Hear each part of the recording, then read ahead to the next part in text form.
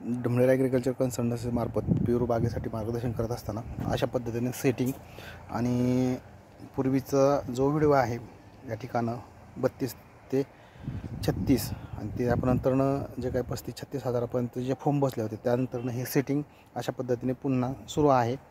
हे सेटिंगमधलं सातत्य या व्हिडिओमधून तुम्हाला पुन्हा दाखवतो आहे। अशा पद्धतीने येत आहे।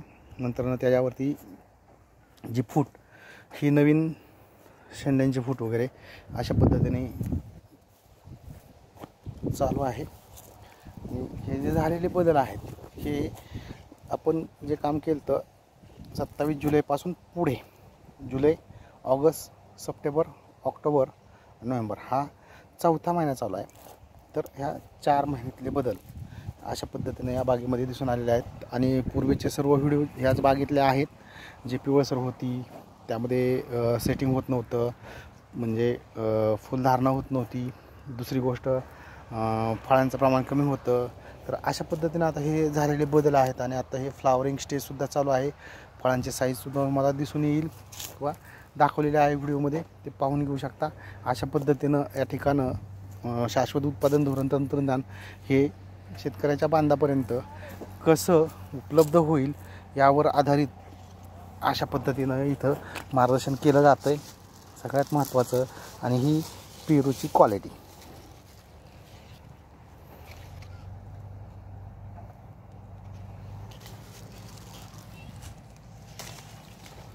तर एकंदरीत या ठिकाणं अशा पद्धतीनं हे पेरू बागेमध्ये झालेले बदल हे फक्त 4 महिन्यातले आहेत। आणि आत्ताची सेटिंग ही जी फळं आहेत नवीन फळं या ठिकाणं येतच आहेत। पूर्वीचा जो बहार धरला होता त्याची फळांची हार्वेस्टिंग चालू आहे।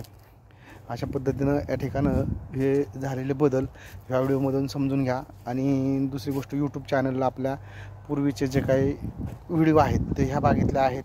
जसे जसे चेंजेस होत गेले तसे तसे ह्या बागेमध्ये आलेले चेंजेस हे या पद्धतीचे आहेत। हा व्हिडिओ यासाठी बनवलेला आहे की जरी बागेमध्ये पूर्वीचा लोड असेल तरीही नवीन फुलधारणा होते, करता येते। फक्त त्यासाठी योग्य नियोजन किंवा मार्गदर्शन असणं हे फळपीक यशस्वी करण्यासाठी अत्यंत उपयुक्त आहे। धन्यवाद शेतकरी मित्रांनो आणि पेरू बागायतदारांनो। हे पहा नवीन अशा पद्धतीनं सेटिंग झालेली।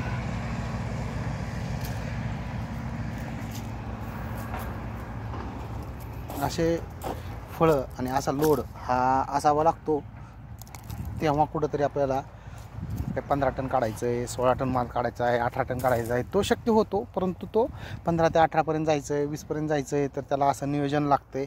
सगळ्यात महत्त्वाचं सेटिंग होणं गरजेचं आहे। फक्त ते किती वेटेज घ्यायचं आहे आपल्याला किंवा किती झाडाला माल आपल्याला सहन करता येईल किंवा कॅपॅसिटी किती झाडांची यावरती हे सर्व अवलंबून असतं आहे। आणि हार्वेस्टिंग नंतर त्याचे आउटपुट हे दिसतात, किती वेटेज भेटलं किती नाही आहे। सुरुवातीला काही जरी सांगितलं तर ते वेगळं असते, पण अशी सेटिंग ही जोरदार असावी लागते। हे फळांची सेटिंग हे महत्त्वाचं आहे। अशी फळं या ठिकाणं येणं झाडावरती एकदम छोटंसं झाड आहे बा, नवीन जुनी सेटिंग वेगळी, नवीन आता जवळजवळ 17, 18, 12, 13च्या रेंजमध्ये फुलं आणि फळांची संख्या आहे। हेच या व्हिडिओमधून सांगण्याचा उद्देश आहे। ओके, धन्यवाद शेतकरी मित्रांनो।